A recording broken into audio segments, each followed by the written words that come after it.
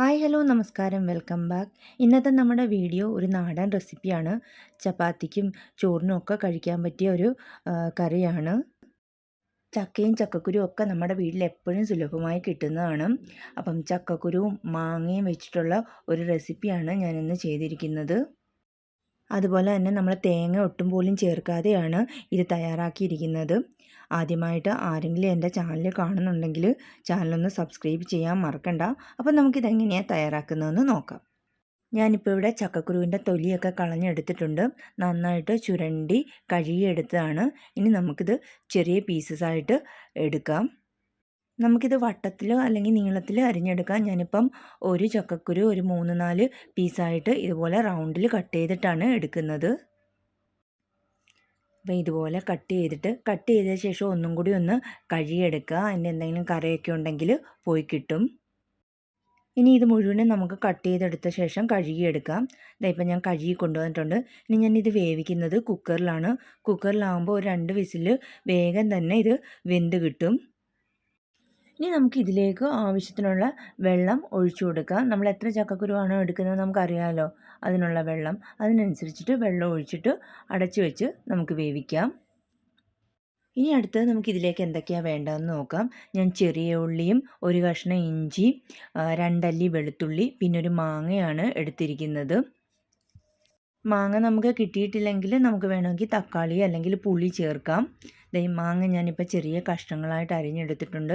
അതുപോലെ തന്നെ ഇഞ്ചിയും വെളുത്തുള്ളിയും ചെറുതായിട്ട് അരിഞ്ഞെടുത്തു. പിന്നെ ചെറിയ ഉള്ളി വട്ടത്തിലാണ് അരിഞ്ഞെടുത്തിരിക്കുന്നത്. ഞാനിത് തയ്യാറാക്കുന്നത് മൺചട്ടിയിലാണ്. ഇതുപോലുള്ള നാടൻ ഫുഡൊക്കെ ഉണ്ടാക്കുന്ന സമയത്ത് ചട്ടിയിൽ ചെയ്യുന്നതായിരിക്കും നല്ലത്. വെളിച്ചെണ്ണ ചൂടായി കഴിഞ്ഞാൽ നമുക്ക് അതിലേക്ക് ഇഞ്ചിയും വെളുത്തുള്ളിയും ചേർത്ത് കൊടുക്കാം. വെളിച്ചെണ്ണ തന്നെ ഉപയോഗിക്കുന്നതാണ് നല്ലത്. ഈ ഇഞ്ചിയും വെളുത്തുള്ളിയും മൂത്ത നല്ലൊരു മണം വരുന്നുണ്ട്. ഇത് മൂത്ത് കഴിഞ്ഞാൽ നമുക്ക് അതിലേക്ക് അരിഞ്ഞു വെച്ച ചെറിയ ഉള്ളി ചേർത്ത് കൊടുക്കാം. നമുക്ക് വേണമെങ്കിൽ ഇതിലേക്ക് സവാളയും ചേർക്കാവുന്നതാണ്. പക്ഷേ സവാള ചേർക്കുന്നതിനേക്കാൾ ടേസ്റ്റ് ചെറിയ ഉള്ളി ചേർക്കുന്നതാണ്. ഇനി നമുക്കിത് നന്നായിട്ടൊന്ന് വഴറ്റിയെടുക്കാം. ഞാനിപ്പോൾ ഉപ്പൊന്നും ചേർത്ത് കൊടുക്കുന്നില്ല. ഉപ്പ് ചേർക്കുന്നത് പിന്നീടാണ്. ഇനി കുറച്ച് കറിവേപ്പിലയും കൂടി ചേർത്ത് കൊടുക്കുന്നുണ്ട്. ഇനി നമുക്കിതൊന്ന് വഴണ്ടി കിട്ടാൻ ചെറിയ തീയിൽ വെച്ചിട്ട് നമുക്കിതുപോലെ ഒന്ന് ഇളക്കി കൊടുക്കാം. ഇപ്പോൾ ഇതിൻ്റെ കളറൊക്കെ ഒന്ന് ചെറുതായി മാറി വന്നിട്ടുണ്ട്. ഇനി ഞാൻ ഇതിലേക്ക് ഉലുവയാണ് ചേർത്ത് കൊടുക്കുന്നത്. ഉലുവാപ്പൊടിയാണ് നിങ്ങളുടെ കയ്യിലുള്ളതെങ്കിൽ അത് ചേർക്കാം. അതൊന്ന് ചെറുതായി മൂത്ത് വന്ന ശേഷം അതിലേക്ക് നമുക്ക് പൊടികൾ ചേർത്ത് കൊടുക്കാം. ആദ്യം ചേർക്കുന്നത് മഞ്ഞൾപ്പൊടിയാണ്. അതിനുശേഷം മല്ലിപ്പൊടി, പിന്നീട് അതിലേക്ക് നമുക്ക് മുളക് പൊടി എരിവിനാവശ്യത്തിനുള്ള ചേർത്ത് കൊടുക്കാം. ഞാനിതിലേക്ക് പച്ചമുളക് ചേർത്തിട്ടില്ല, കാരണം എൻ്റെ മുളക് പൊടിക്ക് നല്ല എരിവാണ്. അതുകൊണ്ടാണ് പച്ചമുളക് ചേർക്കാഞ്ഞത്. കാശ്മീരി മുളക് പൊടിയാണെങ്കിൽ നിങ്ങൾക്ക് എരിവിനുള്ള പച്ചമുളക് ചേർക്കാവുന്നതാണ്. ഇനി ഈ പൊടിയുടെയൊക്കെ പച്ചമണം മാറുന്നത് വരെ നമുക്കൊന്ന് വഴറ്റിയെടുക്കാം. തീ വളരെ കുറച്ചിടുക, അല്ലെങ്കിൽ ഈ പൊടിയൊക്കെ കരിഞ്ഞു പോകും.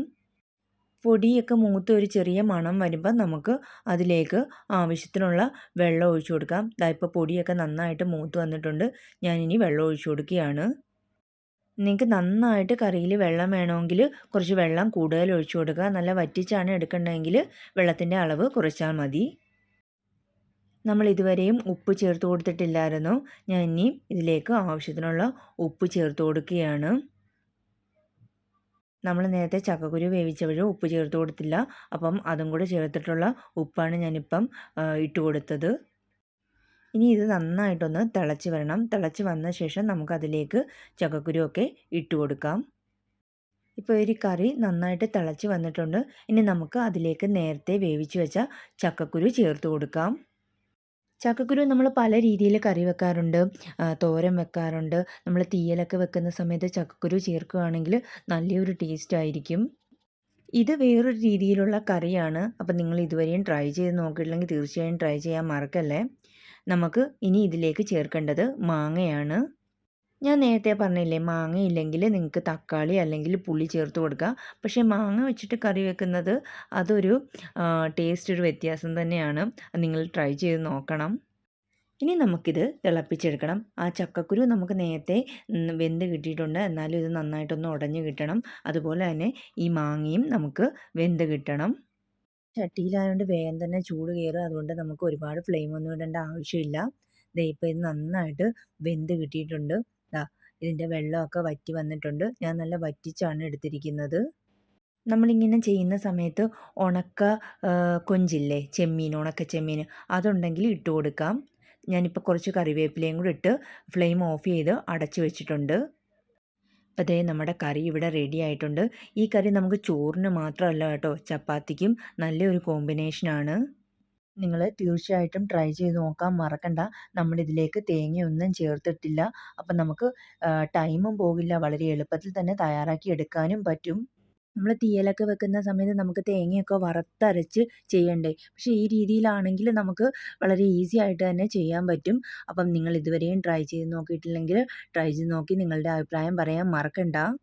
അതുപോലെ തന്നെ ചാനൽ സബ്സ്ക്രൈബ് ചെയ്യാത്തവരൊന്ന് സബ്സ്ക്രൈബ് ചെയ്ത് സപ്പോർട്ട് ചെയ്യുക. അപ്പോൾ നിങ്ങൾക്ക് ഈ ഒരു റെസിപ്പി ഇഷ്ടപ്പെട്ടുണ്ടെങ്കിൽ ഫ്രണ്ട്സിനും ഫാമിലിക്കും ഒക്കെ ഒന്ന് ഷെയർ ചെയ്ത് കൊടുക്കുക. പിന്നെ നിങ്ങളുടെ അഭിപ്രായങ്ങളൊക്കെ അറിയിക്കുക. അപ്പം നമുക്ക് പുതിയൊരു വീഡിയോയുമായി വീണ്ടും കാണാം. അതുവരെ ബായ്.